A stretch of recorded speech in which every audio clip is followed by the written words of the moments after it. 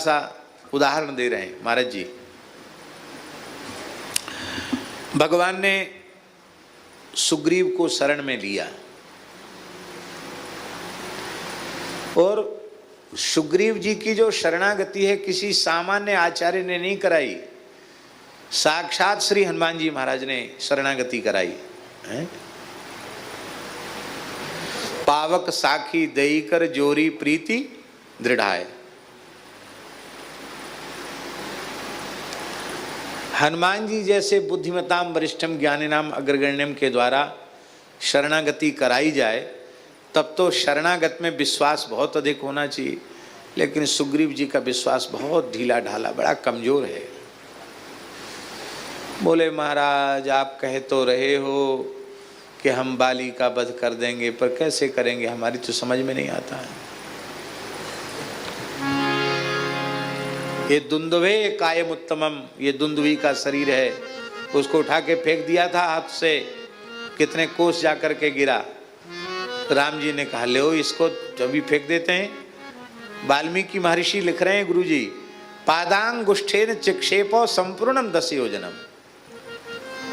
बाएं पैर के अंगूठे का सरकार ने स्पर्श कराया और 120 किलोमीटर दूर उसके शरीर के कंकाल पड़ा था, उसको फेंक दिया। अरे बोले उस समय तो इसमें मांस था, चर्म था, वजनदार था, अब तो सूखे कंकाल हो गया, फेंकने से ये सप्तताल प्रभेदन कर दे। एक ही बाण से सप्तताल भेदन कर दिया। जो जो परीक्षा, भगवान की परीक्षा ले रहे हैं सुग्रीव, और भगवान परीक्षा दे रहे हैं, और भगवान तो अनुत्तीर्ण भला कैसे होंगे, उत्तीर्ण हो रहे हैं। फिर भी सुग्रीव आश्वस्त नहीं है। तब भगवान ने कहा सखा सोच त्यागहु बल मोरे। तेरे में बल नहीं है, मेरे बल का आश्रय ले ले। सखा सोच त्यागहु बल मोरे, सब विधि घटव काज में तोरे। फिर भी सुग्रीव मानने के लिए तैयार नहीं। बोले महाराज आप कह तो रहे हैं, थोड़ा थोड़ा धैर्य तो हमको बंध रहा है, लेकिन आप बाली को बहुत हल्के में मत लीजिए। क्यों? बोले वो इसी शरीर से ब्रह्मलोक शिवलोक तक जा सकता है, और वो केवल हमारा भाई ही नहीं है, हमसे शत्रुता ही नहीं करता, वो बड़ा श्रेष्ठ उपासक भी है। कहीं आपने मेरा पक्ष लेकर उससे युद्ध किया और वो ब्रह्मा जी के पास चला गया, शिव जी के पास चला गया, तब क्या होगा? इसलिए मत छेड़ो उसको, हमको इसी यहाँ सापवत आवत नहीं, यहीं पड़ा रहने दो मुझको। राम जी ने आखिरी बात कही, क्या कहा आप सबको याद है? सुनो सुग्रीव मारी हो बाली एक ही बाण, ब्रह्म रुद्र शरणागत, गए न उबरहि प्राण। एक ही बाण से बाली का वध कर दूंगा। तुम इतना बड़ा उसको बता रहे हो, यूं है त्यों है। बोले बना रहने दो, एक से दूसरा बाण नहीं लूंगा। ब्रह्मा जी और शंकर जी के चरण एक साथ पकड़ ले तो भी अब उसके प्राण बचने वाले नहीं है। ये कौन कह सकता है? ये वही कह सकता है जो ब्रह्मा को भी शरण दे, जो शिवजी को भी शरण दे, जो ब्रह्मा और शिव को भी अभयदान देने में समर्थ हो, वही कह सकता है। और महाराज जी एक और बात बड़ी रहस्य की है, अभय प्रदत्व भी सीमित है। आपका अपने स्थान में आप वहां के प्रमुख व्यक्ति हैं, तो कोई स्थान का मूर्ति हो और उसे कोई पीड़ित कर रहा हो, तो आप उसको डांट करके, जो पीड़ित करने वाला है, हे खबरदार तुम्हें पता नहीं है ये हमारे पास रहता है, ये हमारा है, तुम्हारा क्या खा रहा है, तुम्हारे घर में रह रहा क्या। तो आप अपने स्थान में आपका प्रभाव है, आप वहां तो उसको अभय दे सकते हो, पूरे वृंदावन से अभय दे सकते हो कि तुम कहीं चले जाओ, काऊ तो लड़ाई भिड़ाई कराओ, हम तो ही बचा लेंगे, ऐसा तो नहीं कर सकते। मान लो आपका पूरे नगर में प्रभाव है तो जनपद से अभय नहीं कर सकते हो। मान लो आपका पूरे जिले में प्रभाव है तो आप प्रांत से अभय नहीं कर सकते हो। मान लो आपका पूरे प्रांत में प्रभाव है तो आप उसको देश से अभय नहीं कर सकते। मान लो आप देश के राष्ट्रपति प्रधानमंत्री कुल खुद ही बन गए हो तो भी आप पूरे विश्व से अभय नहीं कर सकते हो। मान लो सारे विश्व से अभय कर दे तो जरा और मृत्यु से कोई अभय नहीं दे सकता। यह केवल अभय प्रदाता भगवान श्री हरि हैं, श्री राम कृष्ण नारायण हैं, जिनकी शरण ही जीव को अभय देती है। और एक विशेषता है ठाकुर जी,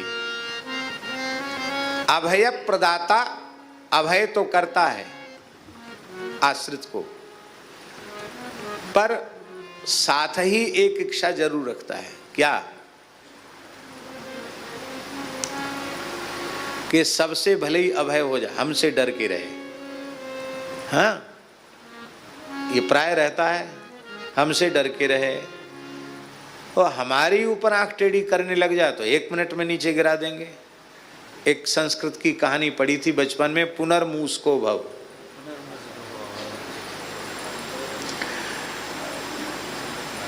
याद है ठाकुर जी? पुनर्मूसको भव। एक चूहिया के ऊपर बिल्ली ने झपट्टा मारा और चूहिया जो है माला फेर रहे थे, महात्मा सिद्ध महात्मा थे। चूहिया कूद के गोद में चली गई, वो ऐसे ऐसे कांप रही थी। महात्मा ने छड़ी उठाई, बिल्ली ये भगाई दियो। रोने लगी चूहिया, चूहा रोने लग गया।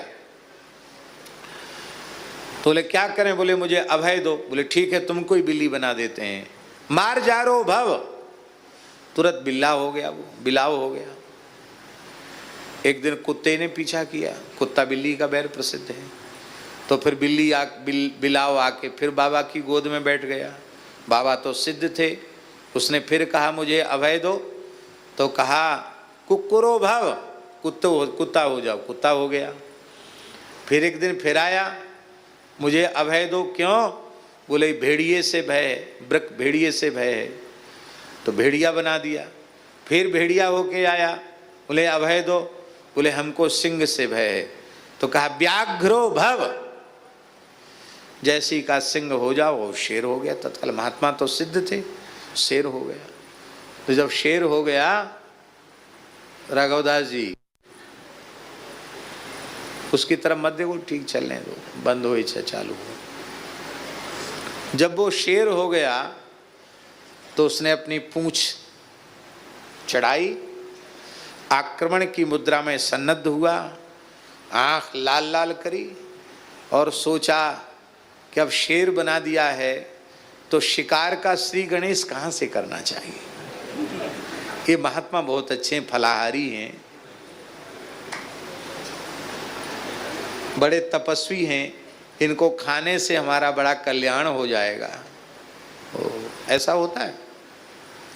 हमारे पूज्य गुरुदेव पहाड़ी बाबा कहते थे कि कोई जमाना था, परशुराम कुंड की तरफ, नागालैंड जहाँ परशुराम कुंड है, उधर इक्का दुक्का महात्मा मिल जाएं तो लोग मार के खा जाते थे, मार के खा जाते थे। क्यों? उनकी मान्यता थी कि हम लोग बहुत पापी मनुष्य हैं, पता नहीं कितना कितना उटपटांग काम करते हैं।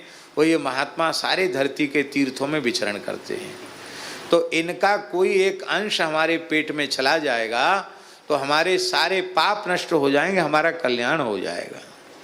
तो बोले महाराज महात्मा इक्का दुक्का नहीं जाते थे परशुराम कुंड, 100-200 महात्मा अपना कुल्हाड़ा, फरसा, छिपिया सब तैयार करके जाते थे, लाठी डंडा, कि कोई आक्रमण हो जाए तो आत्मरक्षा तो कर सकें। तो ऐसी भी मान्यता लोगों की है, मार के खा जाते हैं।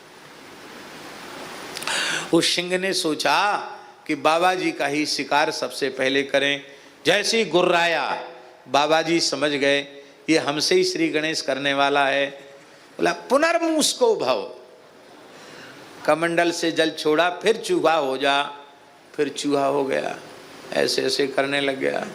बोला बाबा अभय दान दो। बाबा जी ने हाथ जोड़कर कहा सब पर दया मूस पर नाही। बोलो भक्तवत्सल भगवान की। सब दया के पात्र हैं पर तू मूषक है, तू दया का पात्र नहीं। तो बताओ वहां तक तो अभय दे दिया, लेकिन बाद में चूहा बना दिया। लेकिन ऐसे किसी एक जीव का, भाग्यशाली जीव का नाम लो जिसे ठाकुर जी ने शरण में स्वीकार करके फिर पुनर्मूस को भव किया हो।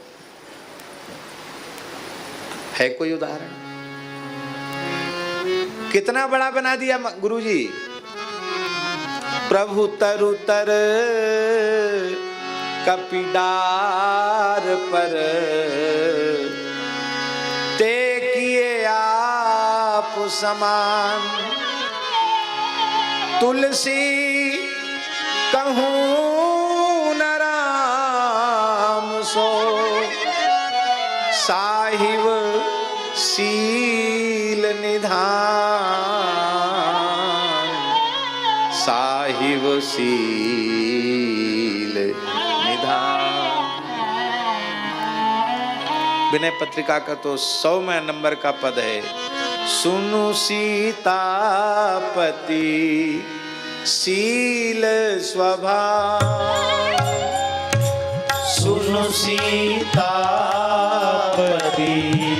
शील स्वभाव। मोद न मन तन पुलक नयन जल, मोद न मन तन पुलक नयन जल। सोनर खेहर खा, सोनर खेहर खाओ। सुनु सीतापति शील स्वभाव, सुनु सीतापति शील स्वभाव। पूरा पद नहीं बोलेंगे, बड़ा पद। अभय कर दिया भगवान ने, बंदर भालुओं को अभय कर दिया। इतना अभय कर दिया, भगवान नीचे बैठे, ऊपर पेड़ पर बैठे। जिन बानरों ने बाली का वध एक बाण से होते देखा था, उनको अभय कर दिया। कृष्णावतार में देखो, बारंबार भगवान श्री कृष्ण की भगवत्ता, ईश्वरता प्रकट हो जाती है। दावानल पान कर लेते हैं, गोवर्धन उठा लेते हैं, खेल खेल में असुरों को मार देते हैं, ब्रह्मादि देवता स्तुति करते हैं, पुष्प वर्षा करते हैं। एक दो प्रसंग हैं ऐसे, कितने प्रसंग हैं? और जिन ग्वाल वालों को, गोपियों को भगवान अपनी भगवत्ता का बोध करा रहे हैं, वो ग्वाल वाल शरणागत इतने अभय हो जाते हैं कि श्री सुखदेव जी कह रहे हैं, उवाह भगवान कृष्ण श्रीदामानं पराजिता। जो अजित हैं, वेद जिन्हें अजित कहते हैं, वो श्री कृष्ण श्रीदामा गोप से पराजित हो जाते हैं। और श्रीदामा कहता है, चल लाला घोड़ा बन। अरे तू इत एक धींगरा ग्वाल और मैं छोटो सो बालक, तो तेरे हृदय में नेकू दया नहीं आवे। लाला देख, तू एक बात बता, यदि आज तो मेरो दाव बने हुए और तेरो दाव बन जातो तो तू मोए घोड़ा नहीं बनाम तो का, कि मैंने तो एक केवपूत घोड़ा बनायो, तो जो तू इतनी बार घोड़ा बनाए चुको, आज दाव मेरो परे हो, मैं क्यों छोड़ूंगा? चल सारे घोड़ा बन। और कूद के ठाकुर जी की पीठ पर चढ़ गया, चोटी पकड़ के टिक टिक चल घोड़ा चल घोड़ा चल। ब्रह्मा जी शंकर जी लीला देख रहे, बोले वाह धन्य है प्रभु, इतना निर्भय भगवान कर देते अपने आश्रितों को। भगवान चाहे जितनी मधुर लीला करें, पर क्या उनकी भगवत्ता कहीं चली गई क्या?